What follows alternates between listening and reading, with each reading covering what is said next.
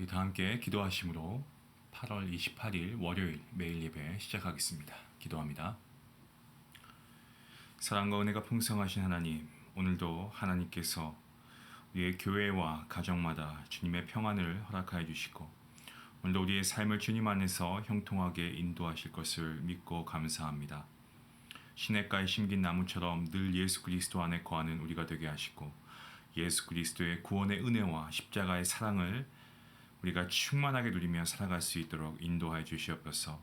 오늘도 우리가 각자의 자리에서 하나님 앞에 예배함으로 나아갑니다.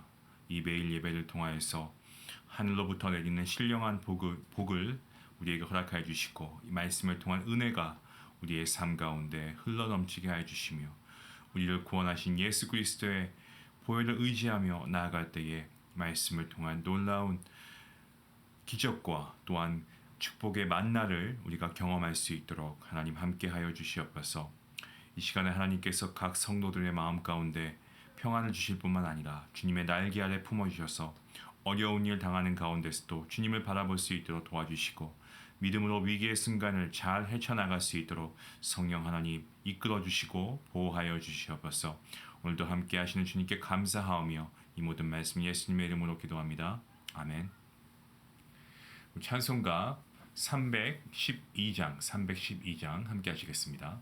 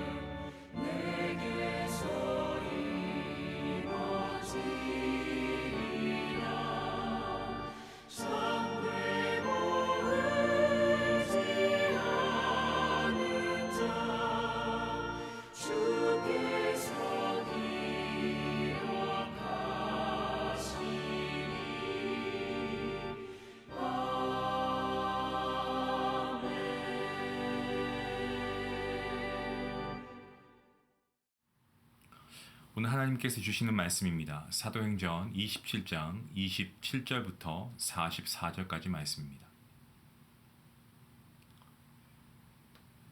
이 말씀을 찾으신 줄 알고 함께 한 목소리로 읽도록 하겠습니다. 열 나흘째 되는 날 밤에 우리가 아드리아 바다에서 이리저리 쫓겨가다가 자정쯤 되어서 사공들이 어느 육지에 가까워지는 줄 짐작하고 물을 재어보니 20길이 되고 조금 가다가 다시 재니 15길이라. 암초에 걸릴까 하여 고물로 단 넷을 내리고 날이 새기를 고대하니라. 사공들이 도망하고자 하여 이 무대에서 닻을 내리는 채 하고 거룻배를 바다에 내려놓거늘 바울이 백부장과 군인들에게 이르되 이 사람들이 배에 있지 아니하면 너희가 구원을 얻지 못하리라 하니 이에 군인들이 거룻줄을 끊어 떼어 버리니라. 날이 새어감에 바울이 여러 사람에게 음식 먹기를 권하여 이르되 너희가 기다리고 기다리며 먹지 못하고 줄인 자가 오늘까지 14흘인즉 음식 먹기를 권하노니 이것이 너희의 구원을 위하는 것이요 너희 중 머리카락 하나도 잃을 자가 없으리라 하고 떡을 가져다가 모든 사람 앞에서 하나님께 축사하고 떼어 먹기를 시작하매 그들도 다 안심하고 받아 먹으니 배에 있는 우리의 수는 전부 276명이더라. 배부르게 먹고 밀을 바다에 버려 배를 가볍게 하였더니 날이 새매 어느 땅인지 알지 못하나 경사진 해안으로 된 항만이 눈에 띄거늘 배를 거기에 들여다 댈 수 있는가 의논한 후 닻을 끊어 바다에 버리는 동시에 키를 풀어놓치고 돛을 달고 바람에 맞추어 해안을 향하여 들어가다가 두 물이 합하여 흐르는 곳을 만나 배를 걸매 이 물은 부딪혀 움직일 수 없고 붙고 고물은 큰 물결에 깨어져 가니 군인들은 죄수가 헤엄쳐서 도망할까 하여 그들을 죽이는 것이 좋다 하였으나 백부장이 바울을 구원하려 하여 그들의 뜻을 막고 헤엄칠 줄 아는 사람들을 명하여 물에 뛰어내려 먼저 육지에 나가게 하고 그 남은 사람들은 널조각 혹은 배 물건에 의지하여 나가게 하니 마침내 사람들이 다 상륙하여 구조되니라. 아멘. 바울이 탄 배는 14흘이나 되는 긴 시간 동안 아드리아 바다를 표류해 왔습니다.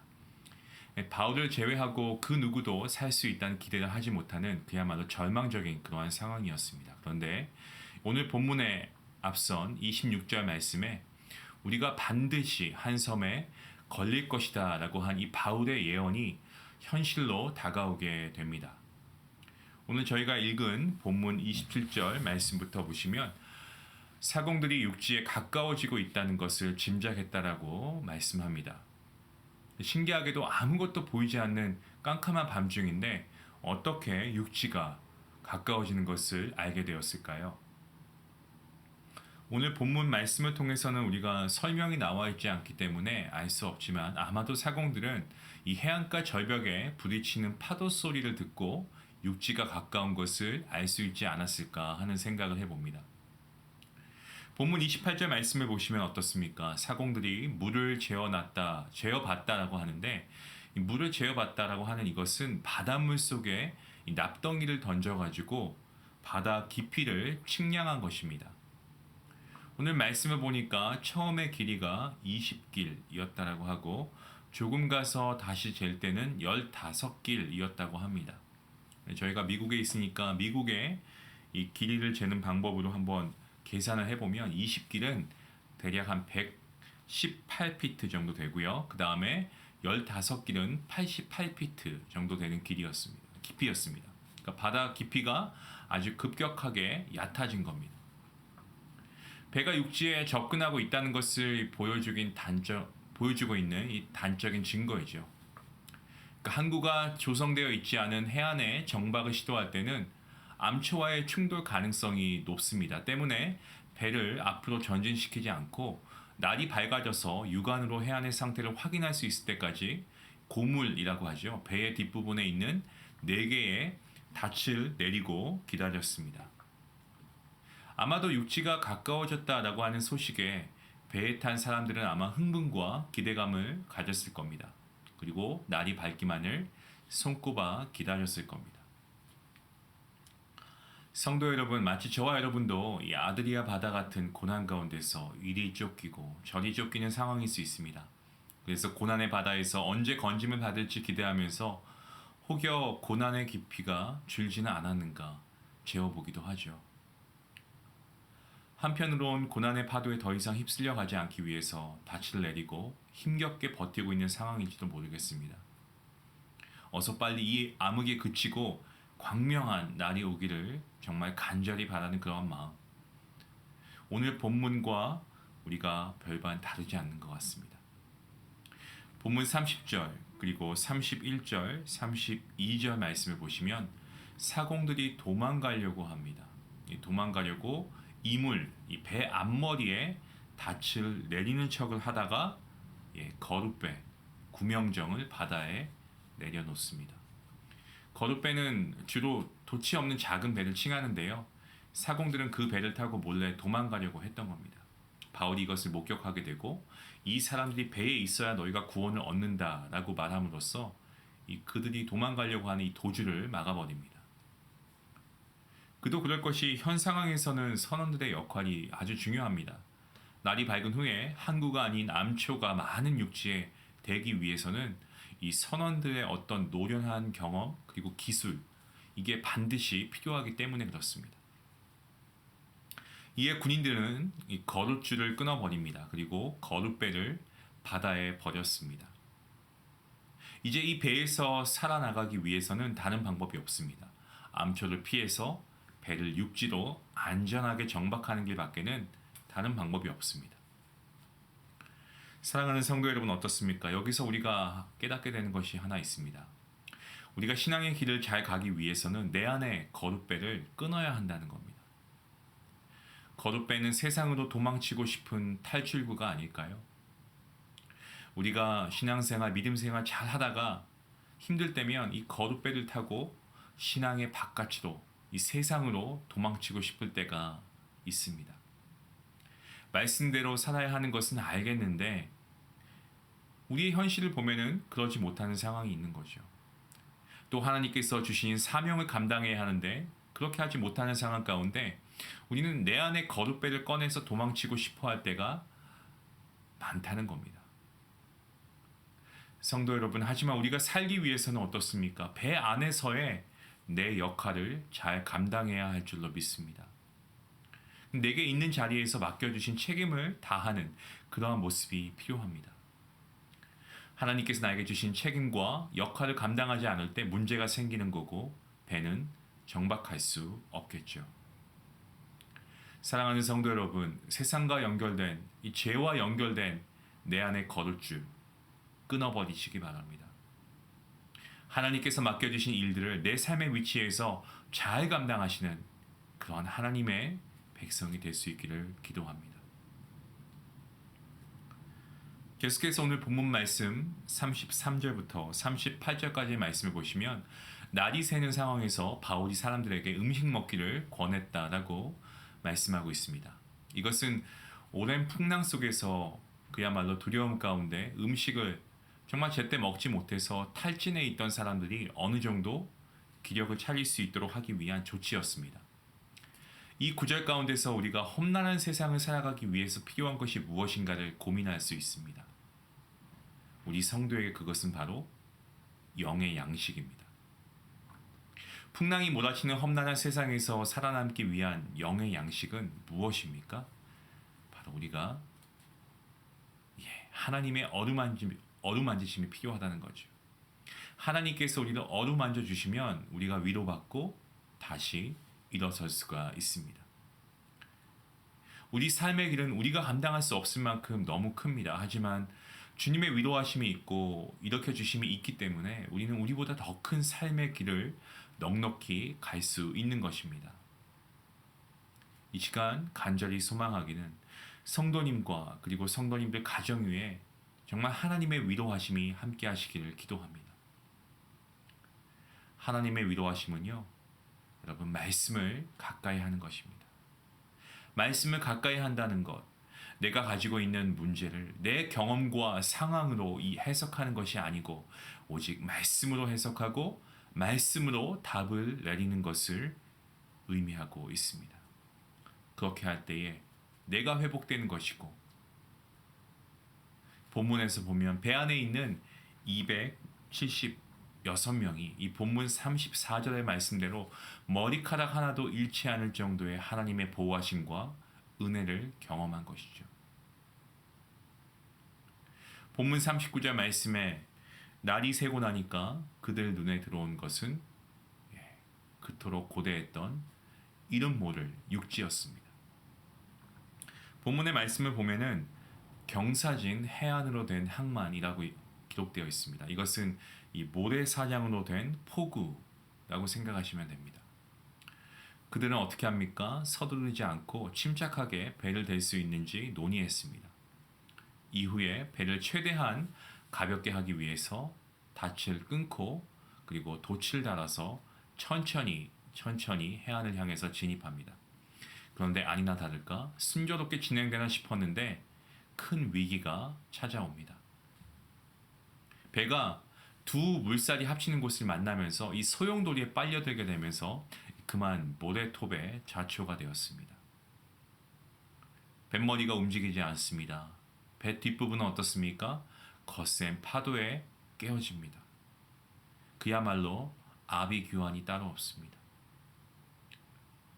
이런 절대절명의 위기 가운데 이런 상황에서 군인들은 죄수들이 헤엄쳐 도망갈지 모르니까 다 죽여버리자라는 그러한 제안을 합니다. 그도 그럴 것이 당시의 로마법은요. 군인이 담당하는 죄수가 도망갈 경우에는 그 죄수가 받아야 할 형벌을 담당하고 있던 군인이 대신 받아야 했습니다. 때문에 군인들은 통제가 불가능한 상황에서 죄수를 놓치는 바에는 차라리 죽이는 게 낫겠다라고 판단했던 겁니다. 그런데 이러한 죽음의 위기 속에서 하나님께서는 백부장을 통해서 바울을 살리시고 계십니다. 본문 43절 말씀입니다. 백부장이 바울을 구원하려 하여 그들의 뜻을 막고 헤엄칠 줄 아는 사람들을 명하여서 먼저 육지에 나가게 했다라고 말씀하고 있습니다. 바울을 구원하기 위해서 그들의 뜻을 막고, 저는 이 말씀이 마음에 깊이 와닿았습니다. 하나님께서는 바울을 살리시기 위해서 군인들의 뜻을 막으셨습니다. 군인들의 제안, 제가 말씀드린 대로 당시 로마법에 의하면 굉장히 군인들 입장에서 보면은 합리적이고 이치에 맞는 말입니다. 하지만 하나님의 관점으로 보면 악한 행위일 뿐입니다. 이처럼 하나님께서는 우리 삶에서 우리를 힘들게 하고 어렵게 하는 모든 악한 뜻을 막으십니다.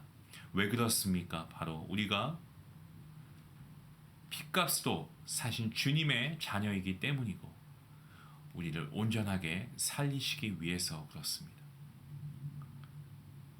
현재 나의 삶에서 문제의 소용돌이로 인해서 앞으로 못 나가는 상황, 문제의 파도 때문에 내 마음이 깨지고 부서지는, 여러분 그러한 악한 뜻이 혹시는 없습니까?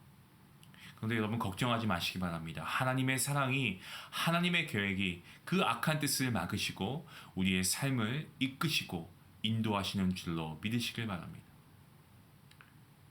성도인 저와 여러분 모두가 우리를 살리시는 하나님을 신뢰해야 합니다. 오늘 우리가 드리는 이 매일 예배가 끝난 후에 각자 돌아가는 그 발걸음이 무거운 짐을 내려놓고 평안히 가는 그러한 발걸음이 되었으면 합니다. 사랑하는 성도 여러분, 하나님을 향한 믿음 우리가 가져야겠습니다. 하나님을 향한 믿음이 무엇입니까? 바로 주님의 시선이 우리의 삶 가운데 전염되는 것 아닐까요? 부정적인 상황과 형편이 나를 부정적으로 만드는 것이 아니고 우리의 믿음이 약함이, 우리의 믿음이 없음이 세상이 부정적으로 보이는 이유인 것입니다. 우리가 육신의 눈을 가지고 이 세상을 보는 것이 아니고 주님의 시선을 가지고 나의 상황과 나의 형편과 더 나아가서 우리의 인생과 미래를 볼 수 있길 바랍니다. 우리가 하나님 앞에 무릎 꿇으면 세상에 무릎을 꿇지 않게 됩니다. 그리고 하나님 앞에서 우리가 울면 세상 앞에서 울지 않게 되는 신앙이 되는 것입니다. 이러한 신앙을 가지고 오늘 하루 살아갈 때에 우리가 문제라고 하는 정말 이 큰 바다를 벗어나서 주님이 예비하신 은혜의 땅에 상륙하게 되어서 우리가 우리의 삶이 정말 구원되고 구조되는 그러한 기쁨을 누리게 될 줄로 믿습니다. 오늘 우리가 기도할 것은, 말씀을 통해서 우리가 기도하기 원하는 것은 주님의 시선을 우리에게 주시옵소서. 문제를 문제로 바라보지 말게 하시고 이것을 통한 하나님에 대한 신뢰함이 날마다 커지게 하여 주시옵소서. 세상을 부정적으로 보는 것이 아니고 이것을 통한 하나님의 뜻을 발견할 수 있게 하여 주시옵소서. 이렇게 기도할 수 있는 귀한 성도님들 될 수 있기를 주님의 이름으로 간절히 축원합니다. 우리 함께 기도하시겠습니다. 하나님 감사합니다. 오늘 말씀을 통하여서 우리에게 귀한 은혜 주시니 감사합니다. 하나님 그렇습니다. 오늘 말씀을 통해서 정말 우리 앞에 있는 고난과 시련이라고 하는 바다, 우리가 앞에 펼쳐져 있다 한지라도 우리가 정말 매 순간 우리를 외면하지 않으시고 은혜의 손길을 베푸시는 그 주님을 우리가 바라보게 하여 주시옵소서.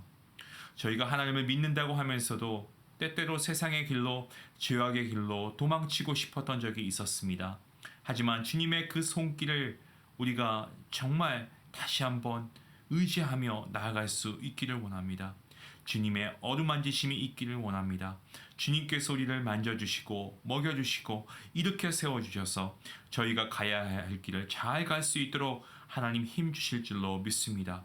혹 저희의 삶에 큰 문제와 위기가 있다고 할지라도 하나님께서 사람과 환경을 통하여 역사해 주셔서 저희에게 정말 해가 되는 악한 뜻을 막아주시고 오직 우리가 하나님의 은혜를 구할 때 하나님의 은혜를 덧입을 수 있는 귀한 주님의 자녀가 될 수 있도록 인도하여 주시옵소서.